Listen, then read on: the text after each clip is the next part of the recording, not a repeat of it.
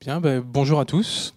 Je suis content de voir qu'il y a autant de monde dans la salle à cet horaire tardif. C'est que du coup le sujet du Data Lab intéresse.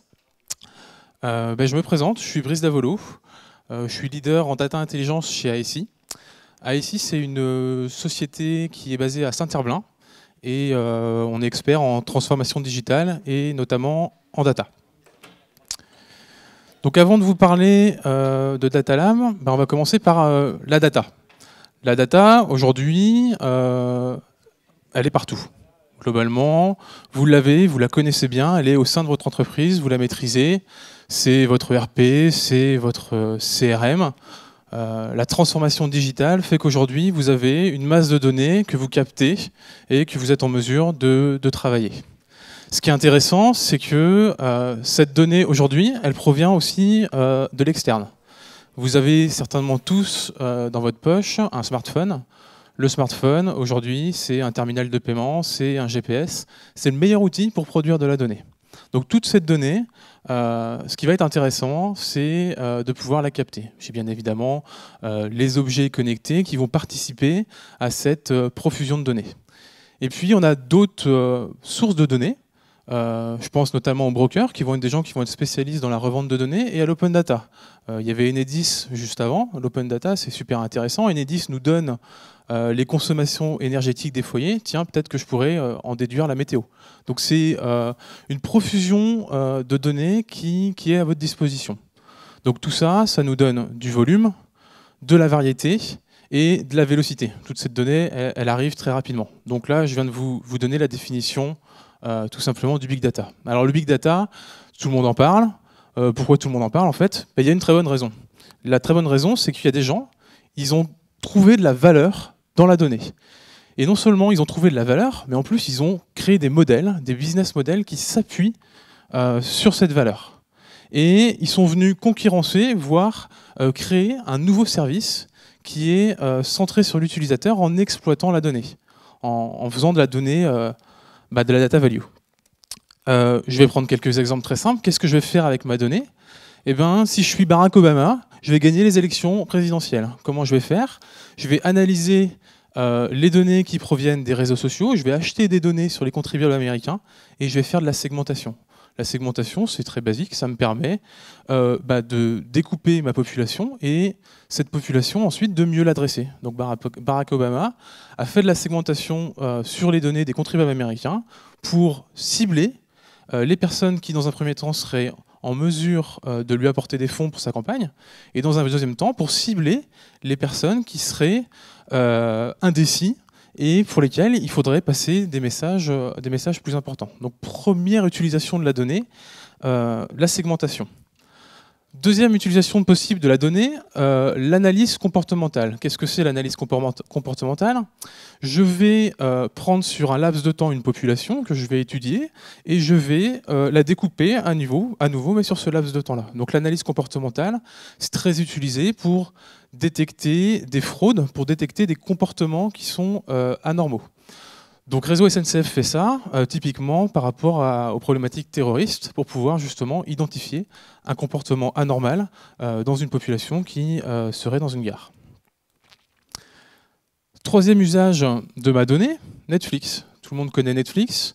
Il y a 2-3 ans, Netflix, 60 millions d'abonnés. Aujourd'hui, 130 millions. Donc un business qui fonctionne très très bien. Et sur quoi le business de Netflix fonctionne? Sur l'exploitation de la donnée, et notamment la recommandation. Puisque vous avez aimé ce film-là, alors vous aimerez celui-ci. En fait, concrètement, chez Netflix, on est tous classés dans l'une des 2000 catégories qu'a positionné Netflix sur sa population d'utilisateurs. Et donc, de cette façon-là, ils sont capables de vous proposer du contenu qui vous intéressera parce que vous êtes similaire à un autre utilisateur de Netflix. Troisième usage possible de ma donnée, la prédiction.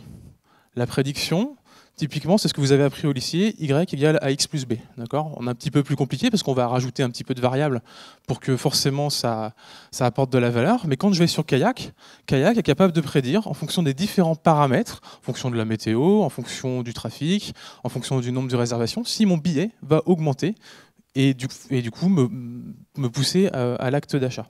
Donc là, j'ai un business model qui propose de l'information supplémentaire. Et le dernier cas sur la data value, c'est un cas très intéressant. Je pense que vous connaissez certainement Yuka, qui est une application aujourd'hui avec 1 million d'utilisateurs en France, donc ça commence à parler. Et ben Yuka, qu'est-ce qu'ils ont fait? Ils ont exploité de l'open data, tout simplement. Ils ont exploité une base de données qui était à disposition, qui contenait les descriptions des différents produits. Donc elle me permet, moi, de scanner le produit, de savoir si le produit est bon pour ma santé. Et puis, quand je scanne le produit, j'enrichis aussi la base de Yuka. Et derrière, je leur permets de me proposer un service, éventuellement, autour de la nutrition. Donc, vous voyez qu'on a plein d'usages autour de la donnée. Ces usages se croisent. En général, on va faire un petit peu de segmentation et puis après, on fera de la prédiction. Donc, on est capable d'affiner les travaux qu'on réalise autour de l'année pour trouver de la valeur. Alors, c'est très bien, mais au final, pourquoi est-ce que tout le monde ne se met pas à traiter cette donnée? Eh bien, il y a ici un pourcentage qui est à 85%. C'est 85% pas de réussite, mais d'échec. 85% des projets Big Data sont en échec. Et ce n'est pas moi qui le dis, c'est le Gartner. Donc le Gartner, dans ses analyses, au début, avait estimé que 60% des projets Big Data seraient en échec en 2017. En fait, ils ont rehaussé leurs prévisions et c'est plutôt 85%. Alors c'est assez alarmant parce que forcément, quand on investit sur un nouveau projet, on investit de l'argent. Et donc quand c'est en échec, on perd de l'argent. Alors pourquoi 85% des projets Big Data en échec? Le premier, c'est certainement lié à la technologie. Les entreprises qui aujourd'hui existent ont des systèmes d'information qui potentiellement ont été créés dans les années 2000. Voilà. Et ce système d'information, il peine à s'adapter à la technologie, il peine à accepter ces nouvelles données, à accepter ces nouveaux usages. C'est pour ça d'ailleurs que les nouvelles startups, c'est beaucoup plus facile pour eux. Ils sont déjà sur un système qui est capable d'évoluer. Deuxième problématique rencontrée, une organisation silotée. La DSI, très simple, ils ont vu le Big Data, ils se sont dit une super architecture, ça va marcher du tonnerre. Au marketing, ils ont pensé réseaux sociaux, ça va marcher du tonnerre. Sauf que ce n'est pas le marketing qui fait forcément fonctionner l'entreprise. Ce n'est pas ça qui va lui apporter de la valeur. Et donc du coup, chaque métier va foncer droit sur ce qu'il connaît et au final ne va pas apporter de la valeur à l'entreprise. Et troisième cas qui pourrait expliquer ces 85% d'échecs, c'est tout simplement les mauvais choix d'usage. Ça revient un petit peu à ce que je vous disais juste avant, c'est que au lieu de penser pour l'entreprise, pour qu'est-ce qui apporte de la valeur à l'entreprise, qu'est-ce qui fait qu'elle gagne de l'argent, qu'est-ce qui fait qu'elle gagne des clients, on va se concentrer sur l'usage qu'a fait notre voisin. Puis on va se dire, on va recopier comme ça, peut-être que ça marchera. Non, parce que mon entreprise, elle est spécifique, elle a un métier qui est particulier, elle produit une valeur pour ses clients qui n'est pas forcément exactement la même que celle du voisin. Donc là, il y a vraiment des bonnes questions à se poser. Alors du coup, tout ça, évidemment, moi je vous propose, pour répondre à ces problématiques-là, de travailler sur un data lab. Alors, une définition qu'on pourrait avoir du data lab, c'est la suivante. Le data lab, c'est une approche agile de valorisation des données visant une accélération business par la technologie. Donc on retrouve beaucoup de choses ici. Effectivement, il y a une notion de technologie. Donc je vais aborder ça dans une partie architecture. Mais ce n'est pas le plus important. Le plus important, ça va être vraiment l'approche que vous allez avoir pour tirer de la valeur des données. Alors l'architecture, qu'est-ce que c'est qu'une architecture Big Data? En Big Data, c'est pas si compliqué que ça. Qu'est-ce qu'on veut faire? On veut capter des données, d'accord? Donc on a nos différentes sources qui sont sur la gauche, et puis la première étape, ça va être d'aller les récupérer. Ensuite, on va vouloir les stocker. On les stocke dans ce qu'on appelle aujourd'hui un data lake. Qu'est-ce que me permet le data lake? Il me permet d'avoir une capacité de stockage, on va dire, sans limite. Derrière, une fois que j'ai stocké mes différentes données, je vais tout simplement vouloir leur appliquer un traitement. Qu'est-ce que c'est qu'un traitement? Ça va être, dans un premier temps, peut-être raffiner ma donnée, parce que peut-être qu'elle n'est pas très propre en entrée. Ça va être la consolider, et puis ça va être lui appliquer des algorithmes, ou permettre en tout cas l'interrogation des différentes données qui vont être stockées dans mon data lake. Et puis bien sûr, la finalité de tout ça, c'est que les données, elles ne restent pas stockées dans le data lake, c'est qu'on soit en mesure de les présenter, donc de les ouvrir à d'autres applications ou de les travailler via différents outils de data vis. Bien. Une fois qu'on a posé cette architecture-là, effectivement, la complexité qu'on va avoir, c'est que ces briques, elles ne sont pas fixes. D'accord ? Le big data, ça commence à avoir un petit peu d'historique, mais c'est toujours quelque chose qui est en mouvement. Donc ça va être difficile pour une entreprise de tout de suite investir sur une technologie. Donc ce qui peut être très intéressant, c'est de travailler sur les offres cloud. Qu'est-ce que vont me permettre les offres cloud ? C'est m'apporter, dans un premier temps, une souplesse. Je vais pouvoir consommer des services en fonction de mes besoins. Ça veut dire que dans une démarche d'innovation, je vais être capable de démarrer un service, de tester une fonctionnalité, de tester un produit, et puis si finalement ça ne répond pas à mon besoin, ben je l'arrête. Je l'arrête, je ne paye plus. Et puis j'en teste un autre, et ça me permet comme ça de monter mon architecture en fonction de mes besoins. Puis aujourd'hui, ça va encore un petit peu plus loin. Si je prends l'exemple d'Azure, aujourd'hui, Azure me propose des services supplémentaires, Azure Cognitive Service, qui me permettent très facilement d'utiliser des algorithmes pour faire de la reconnaissance de texte, pour faire de la classification. Donc juste par de l'appel d'API, de faire du machine learning, d'utiliser des algorithmes qui sont assez évolués, mais du coup par appel d'API. Donc ça me permet d'accélérer et tout de suite de valider que ce que je suis en train d'imaginer comme process de traitement de ma donnée, il est viable et je peux l'utiliser. Après, soit je reste avec mon utilisation de service, soit je déploie une architecture complète avec les différentes bases et mon traitement que j'avais initialement utilisé ici, je vais par exemple le déporter au niveau de Spark. Donc là, vraiment un exemple d'architecture tel qu'on pourrait le trouver avec les différentes briques. Aujourd'hui, par exemple, en Big Data, la plupart des traitements se font manuellement, d'accord ? C'est du scripting. Globalement, c'est de la programmation. Je pense que demain, des outils comme Talend viendront remplacer les programmes qu'on écrit aujourd'hui manuellement. Donc ça, aujourd'hui, pour que l'entreprise puisse accepter facilement ces évolutions, le cloud permet d'amener des briques en fonction des besoins et puis de les enlever aussi facilement qu'on les a amenés. Donc là, on a franchi la première barrière qui était la barrière technologique. Le deuxième pas qu'il va falloir faire pour mettre en place un data lab, ça va être d'adopter une démarche smart data.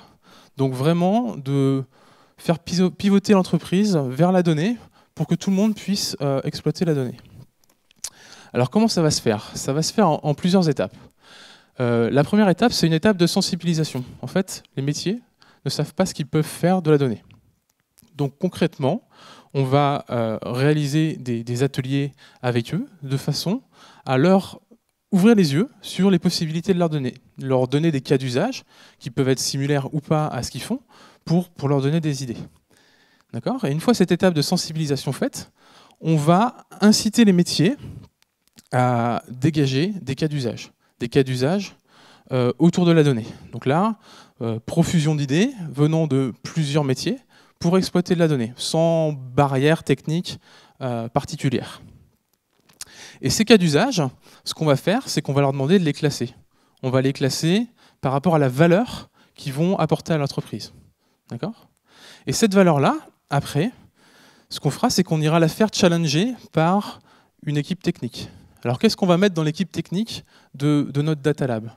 On n'est pas obligé de mettre un data scientist. Souvent, les gens cherchent le profil du data scientist, le mouton à cinq pattes qui sait tout faire. Ben non, en fait, vous avez déjà des profils dans votre entreprise qui vont vous aider à travailler la donnée.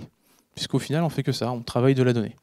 Donc je vais avoir quand même besoin d'un architecte, quelqu'un qui est capable de monter l'architecture et de choisir les bons composants. Je vais avoir besoin d'un data ingénieur. Le data ingénieur, il va avoir des connaissances en programmation, éventuellement en ETL, pour pouvoir déplacer, transformer, amener la donnée. Je vais avoir besoin d'un data analyst. Le data analyst, il peut très bien être un ingénieur BI. L'ingénieur BI, il traite de la donnée depuis tout le temps, il la visualise depuis tout le temps. Donc c'est des problématiques qu'il connaît. Et Et donc du coup, et associé à ça, évidemment, je peux ajouter, pourquoi pas, quelqu'un qui va travailler sur le design et qui va après faciliter la visualisation de mes différentes données. Donc j'ai d'un côté mes différents métiers qui ont proposé des use cases d'utilisation de la donnée. Et puis, de l'autre côté, j'ai mon équipe Data Lab, plutôt technique, qui va être en mesure, sur ces différents use cases, d'identifier une complexité. Donc là, on est vraiment dans une démarche agile, type poker planning, où on va être capable de dire cette fonctionnalité, elle coûte très cher, celle-ci par contre, elle est très facile, et puis en plus, elle apporte un super ROI. Et donc, l'objectif de cette étape-là, c'est vraiment ça, c'est d'être capable d'identifier, parmi tous les use cases qui ont été donnés par mes utilisateurs, quel est le use case qu'on va réaliser en premier. Donc on va réaliser un premier use case. Alors forcément, ça ne va pas se faire comme ça en claquant dans les doigts. Peut-être que ce use case-là, il manquera une donnée et qu'on sera obligé d'aller la compléter. Peut-être que voilà, on est vraiment dans une démarche d'innovation. Mais l'important, ça va être de se fixer un budget et un délai. Et puis, par rapport à ça, on va essayer de sortir une fonctionnalité de notre data lab. Et cette fonctionnalité, ensuite, on va venir boucler la boucle, la représenter au métier de façon à ce qu'il la valide pour qu'elle aille en production, ou alors de façon à ce qu'on reparte dans un cycle et qu'on vienne la compléter. Donc vraiment une démarche agile, centrée sur l'innovation. Le point de départ, c'est ça. On demande au métier d'imaginer qu'est-ce qu'ils peuvent faire de la donnée pour pouvoir demain améliorer les services qui sont rendus par l'entreprise. Donc le point de départ, effectivement, c'est de trouver des idées. Donc voilà quelques exemples d'idées qui pourraient germer dans les esprits. Comment prévenir les risques? C'est une question qu'un client nous a posée. Comment prévenir les risques? Là, c'était au niveau des transports. Donc là, derrière ça, la première question, c'est OK, vous souhaitez prévenir les risques. Qu'est-ce que vous attendez? Quel est le résultat? Le résultat, c'est pouvoir segmenter ma population pour ensuite faire les bonnes actions. Bien. Eh bien, une fois qu'on sait ça, on va pouvoir aller chercher de la donnée. Donc c'est un acteur du transport, donc on récupère l'état du réseau, les véhicules, la maintenance, les météos, les données RH, très important, hein. Je mixe des données de l'extérieur, mais aussi des données internes. C'est là que je vais, en mélangeant les deux, que je vais pouvoir trouver de la valeur. Et puis derrière, on fait de la segmentation, on identifie une population qui a plus à risque que l'autre parce qu'elle est plus vieille, parce qu'elle est sur un véhicule qui est un peu plus vétuste. Et là, derrière, on peut déclencher des actions manuelles. Ça, c'est une première étape. On peut aller plus loin en faisant, par exemple, de la recommandation. Donc là, c'est une question différente d'un autre acteur, hein, dans un autre domaine, agricole. L'idée, c'est comment est-ce que je peux optimiser ma production. Donc comment, concrètement, quelle dose d'engrais je mets et à quel moment pour que ça fonctionne bien. Donc là, on va, pareil, analyser les différentes données qui sont à disposition, qui ont été mis à disposition par les différents capteurs sur les machines. On va analyser le rendement de la parcelle dans le temps, le comparer au rendement des autres parcelles, pour derrière pouvoir proposer des optimisations et dire là c'est le moment de déclencher une action sur la parcelle. Je continue à monter dans l'intelligence qu'on met au niveau de la donnée. Une troisième question qui nous a été posée, la question que je pense pas mal d'entreprises aimeraient ne pas se poser. Comment éviter la fuite de mes clients?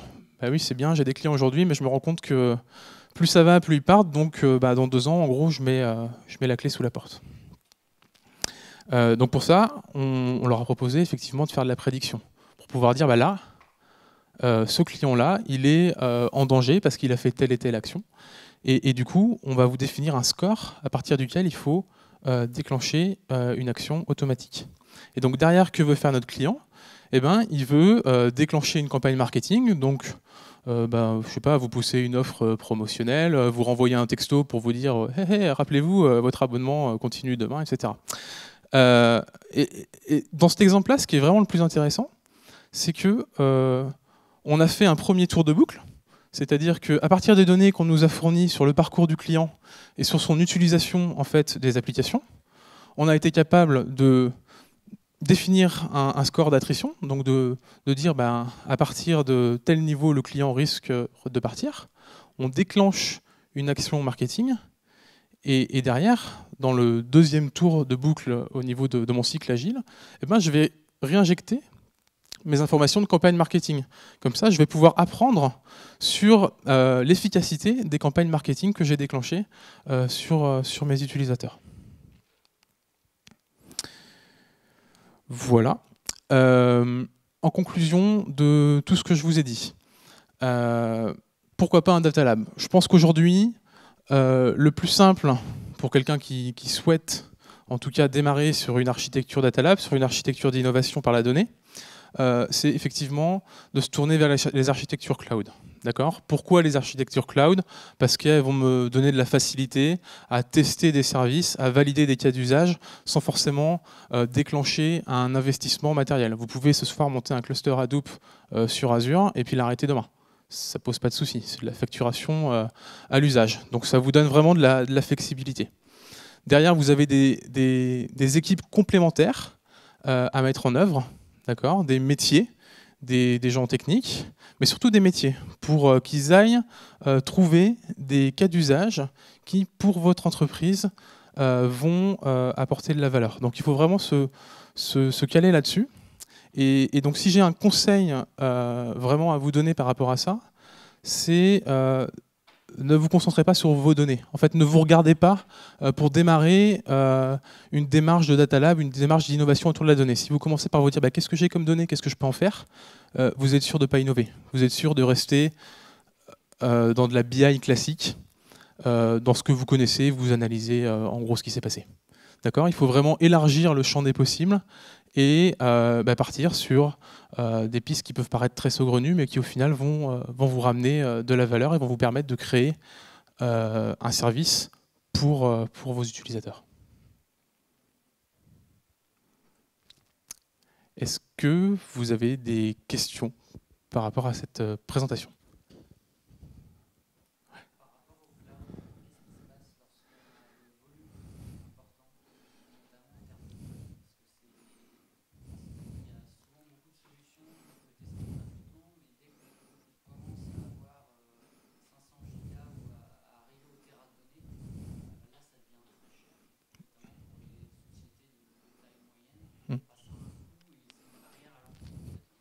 Alors la question porte sur la tarification au niveau du cloud, notamment quand on commence effectivement à traiter beaucoup de volumétrie de données.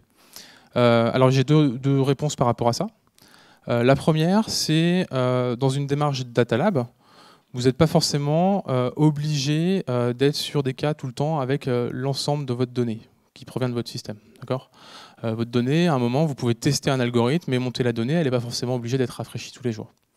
Bon, première réponse. Deuxième réponse, aujourd'hui, de plus en plus de services se retrouvent dans le cloud et effectivement, il y a de plus en plus de passerelles. Après, c'est vrai que c'est une tarification à l'usage. Donc plus j'envoie de la donnée, plus je suis facturé. C'est un fait. Ouais. Est-ce qu'il y a d'autres questions ?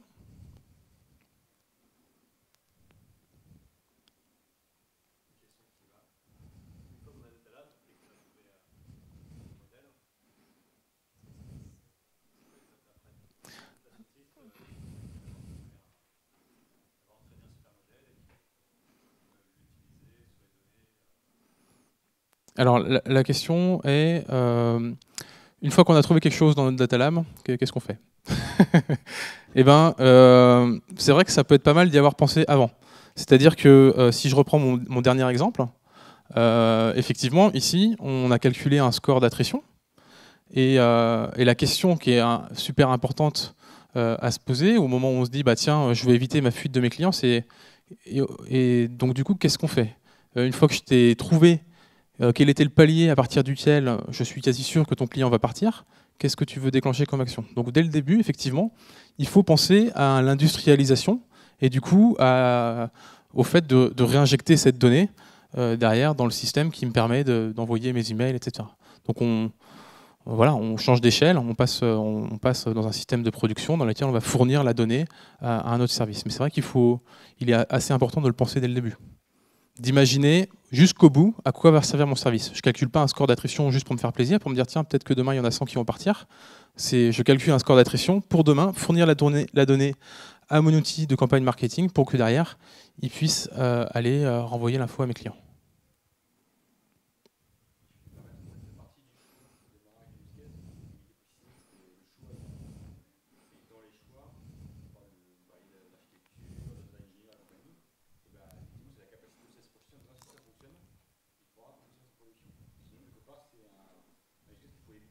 Complètement, c'est ça. En fait, le use case, au début, il est challengé par l'équipe technique. Et il y a bien deux axes. Il y a l'axe valeur, qu'est-ce que ça va rapporter. Et puis j'ai mon axe aussi technique. Dans quelle mesure je suis capable d'aller facilement sur la cible. Et du coup, à ce moment-là, c'est là qu'on le prévoit. Tout à fait.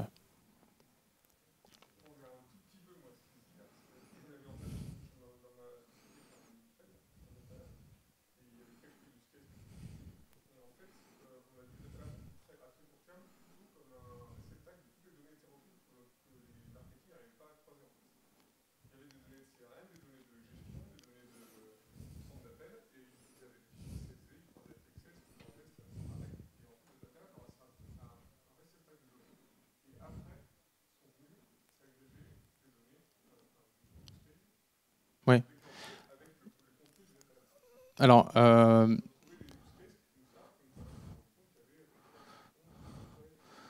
ouais. Alors du coup, là, plus un retour d'expérience d'Harmonie Mutuelle qui nous dit qu'effectivement, le Data Lab a été utilisé comme un réceptacle et qu'une fois qu'on a collecté des données, on a cherché des use cases là-dessus. Oui, c'est une méthode, mais du coup, c'est de la perte de temps au démarrage. C'est-à-dire que vous avez collecté beaucoup de données, et je pense qu'il y a beaucoup de données qui servent à rien dans votre data lake, que vous ne connaissez pas, que vous ne savez pas exploiter. Et du coup, on tombe dans l'effet pervers du data lake, data swamp, qui va vraiment être une poubelle. Voilà.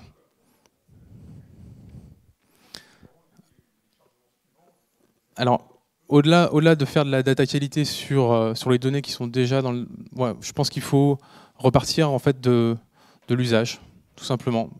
Plutôt que de tirer des données dans le data lake et puis après espérer y trouver de la valeur, c'est prendre le temps de réfléchir à la valeur, au service que vous voulez créer pour l'utilisateur, le service que vous allez rendre en plus, et puis de là, aller chercher les données dont vous avez besoin. Parce que c'est vrai que sinon, ça va grossir indéfiniment et puis ça ne servira plus à grand monde.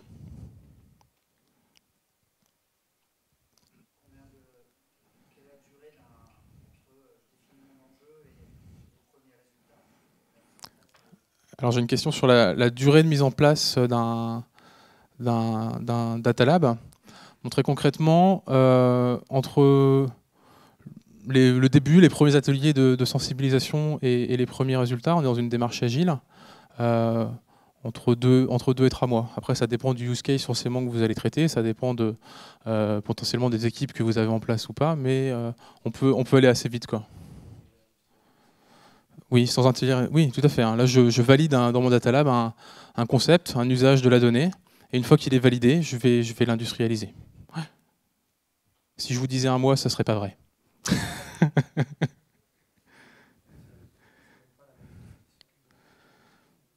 Non, je dirais que non. Ouais, effectivement, le data lab c'est plus centré sur l'innovation, donc c'est plus une équipe dédiée.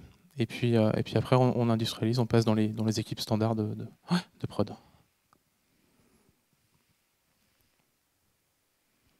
Pas d'autres questions?